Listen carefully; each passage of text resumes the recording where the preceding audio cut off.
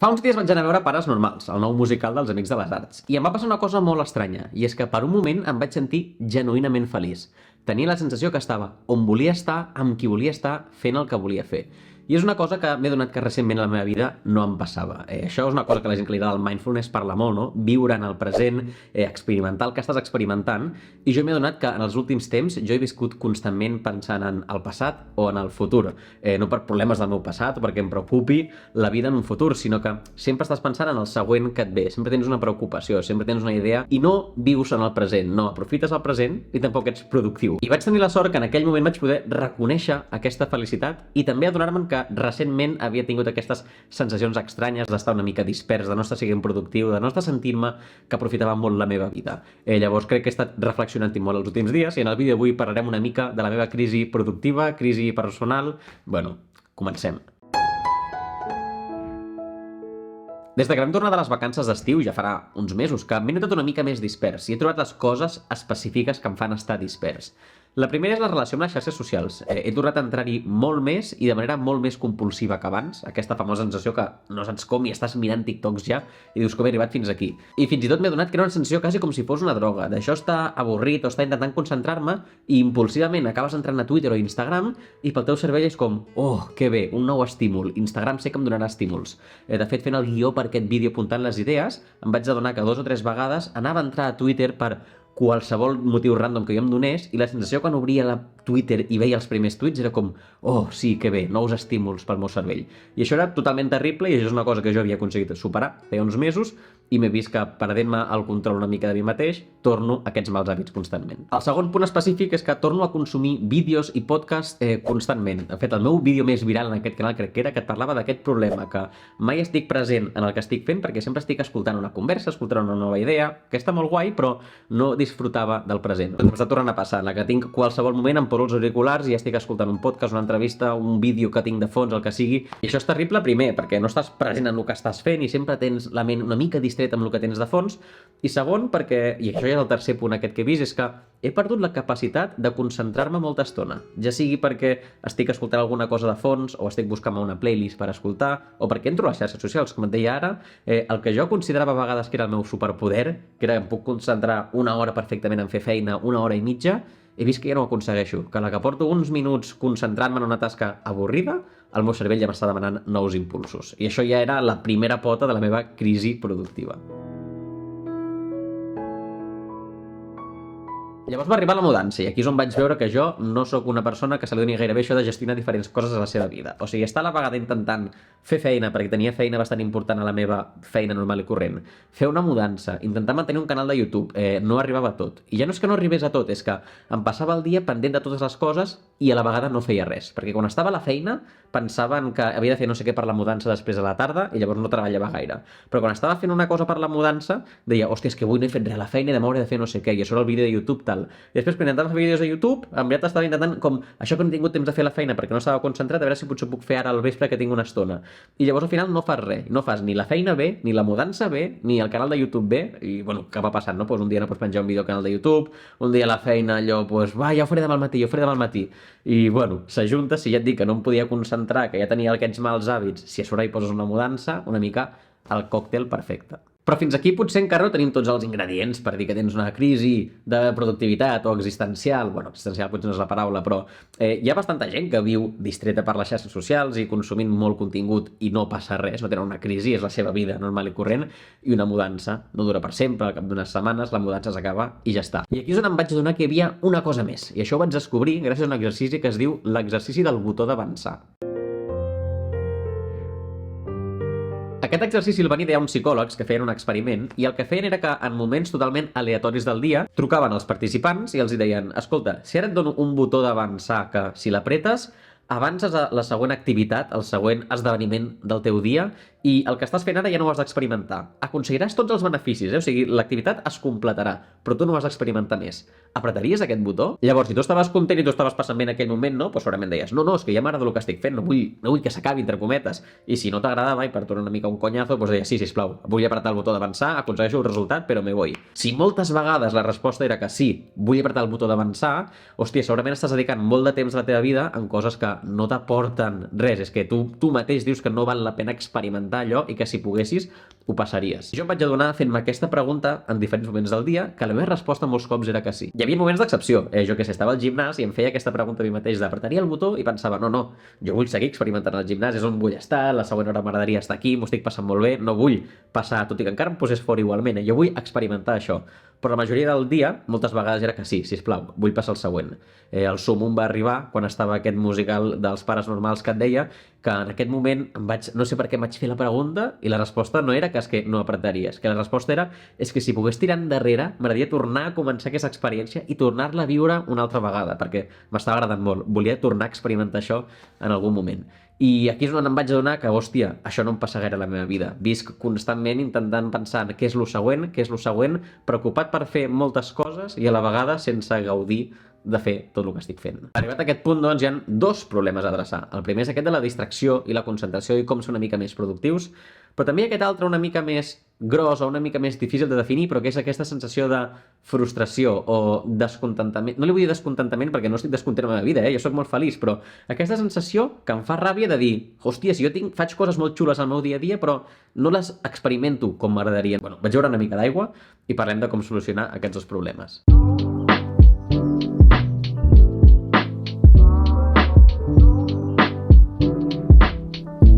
Per solucionar el tema aquest de les distraccions i la concentració, podríem fer una llista llarguíssima de trucos i hacks que podríem utilitzar. Ja hem fet vídeos aquí d'això també, però aquestes coses al final veig que duren uns dies, unes setmanes, i després és molt fàcil caure en els hàbits antics. Una de les que estic fent, per exemple, és dissenyar aquest pis de manera que em costi una mica més distreure'm. I, per exemple, poso el carregador del mòbil aquí i el meu estudi està a l'altra punta del passadís. Llavors, jo intento que els matins és l'estona que carrego el mòbil i el mòbil es queda aquí carregant-se i jo treballo des d'allà. Si no hi ha mòbil, no hi ha distracció.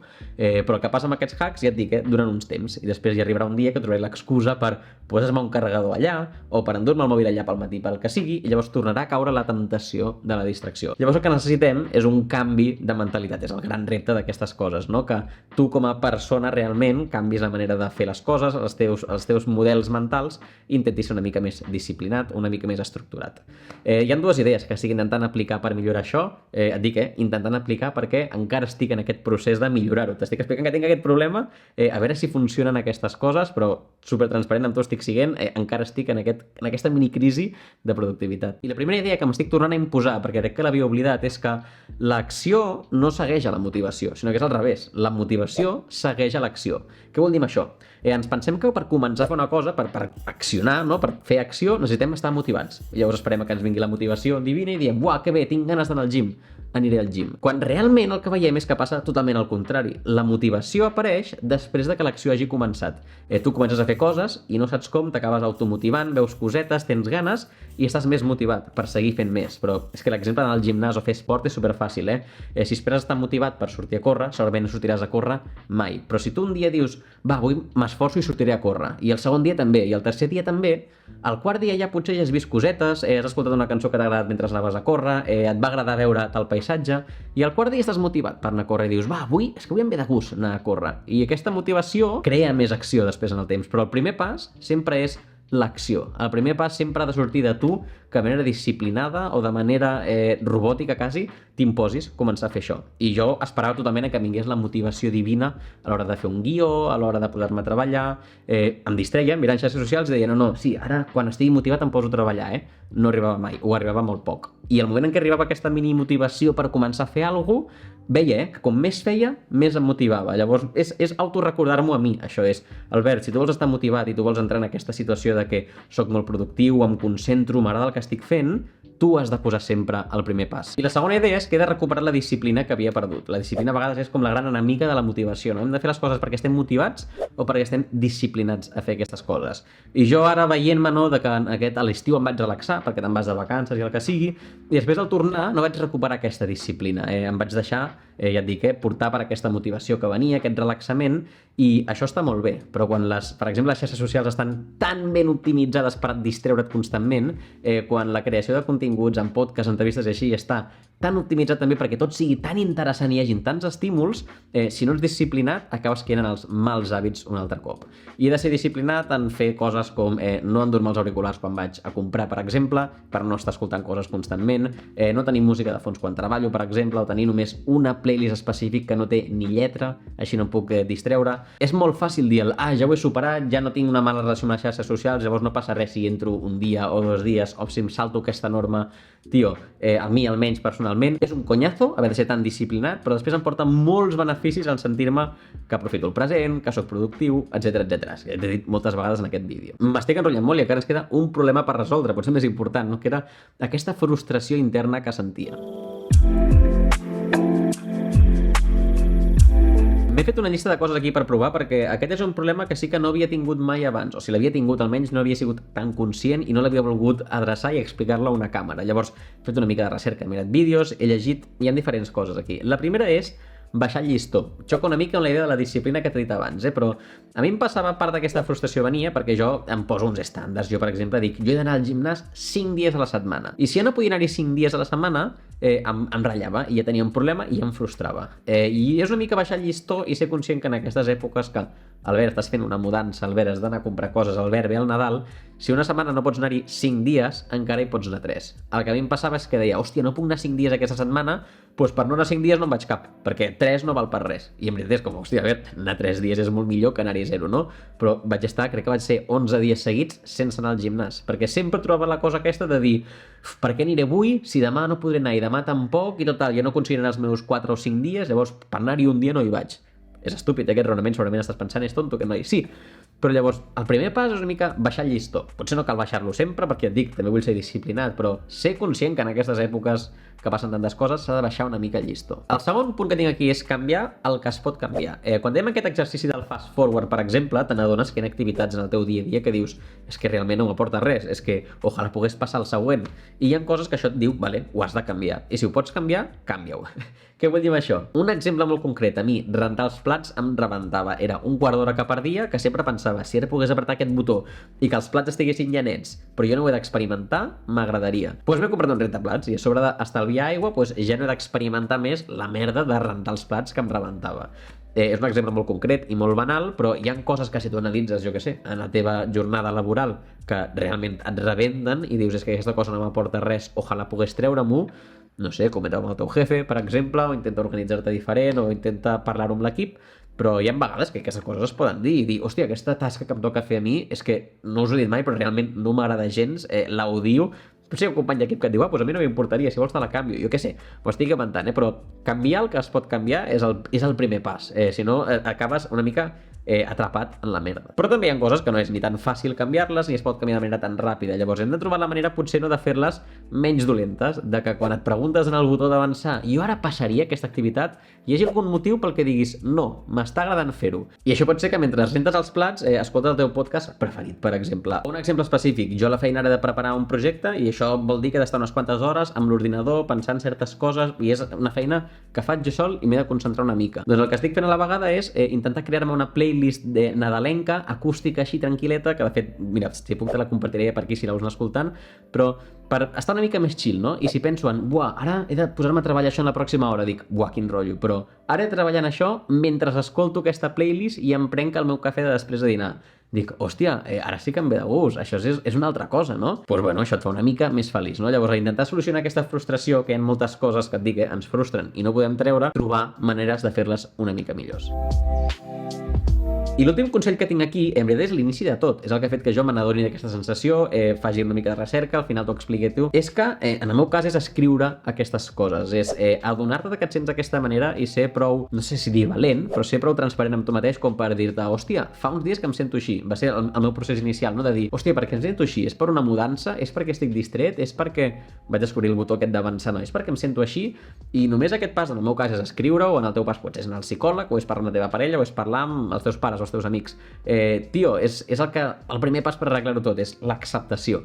Llavors, crec que és una cosa també que em vull recordar que no ho perdi mai. Jo tinc aquest costum d'escriure en un diari que és molt intermitent. A vegades estic 3 mesos seguits i després paro un any. I després estic un any sencer i després paro un mes. M'agradaria fer-ho una mica més seguit. Però, quantes coses avui? Aquí intensos ens hem posat. Són com moltes coses a recordar-te un mateix, de no caure amb els hàbits, de seguir fent les coses, de ser certament disciplinat, de no autoexigir-te molt. Són moltes coses. Realment és que jo crec que no estem preparats pel món en què vivim, on hi ha tants estímuls, tantes coses, tantes distraccions, ens autoexigim tant, volem aconseguir tantes coses, tenim tant som... Bueno, és igual, estic parlant molt avui.